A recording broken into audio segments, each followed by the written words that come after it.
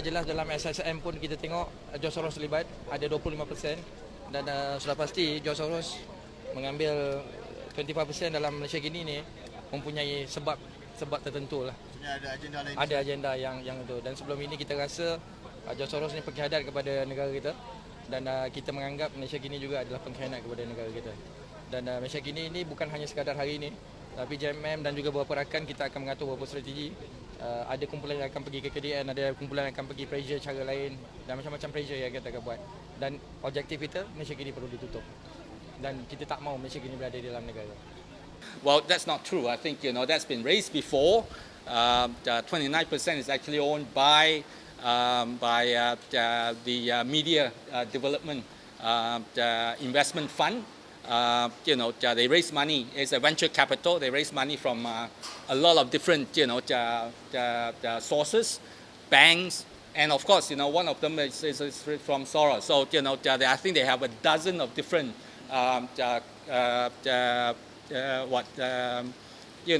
contributors.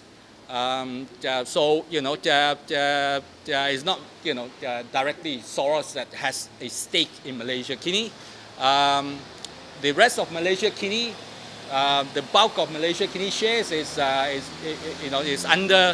under myself and Prem Chandran, who is the co-founder of Malaysiakini, and 12% is owned by Malaysiakini staff. So really, when it comes to ownership of Malaysiakini, majority share is by the co-founders as well as Malaysiakini staff.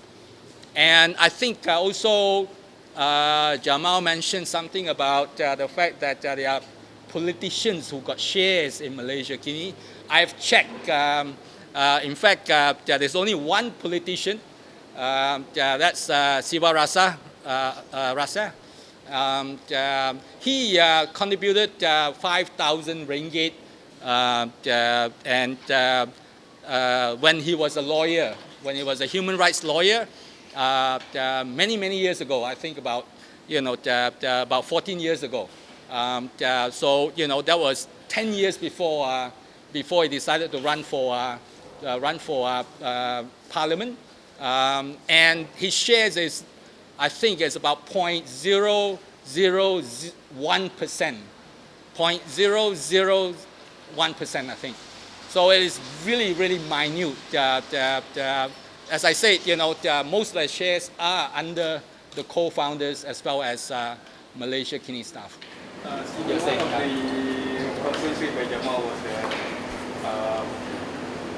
Soros and other foreign influencers had a say in Malaysiakini's editorial policy. You can ask any of the journalists and the editors who work in Malaysiakini. Really, even I would find it very hard to control the editorial policy of Malaysiakini. We do have our, daily meetings, and it is open to all Malaysiakini journalists and editors. They decide exactly what to report on and what to follow up on. Really, I think I'm just one voice among all the about the 30 or 40 odd individuals in Malaysiakini.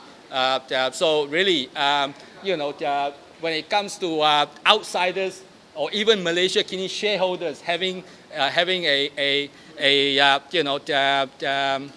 influence on Malaysiakini editorial policy, that's completely impossible, really. Even with the MDIF, the other shareholders, the other key shareholder, which owns 29% of Malaysiakini, when they invest in Malaysiakini, we insisted on a MOU.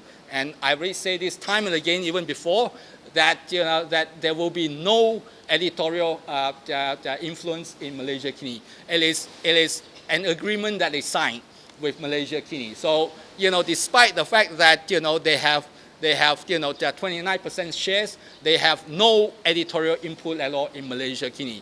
All Malaysiakini decisions are actually made by the staff in Malaysiakini.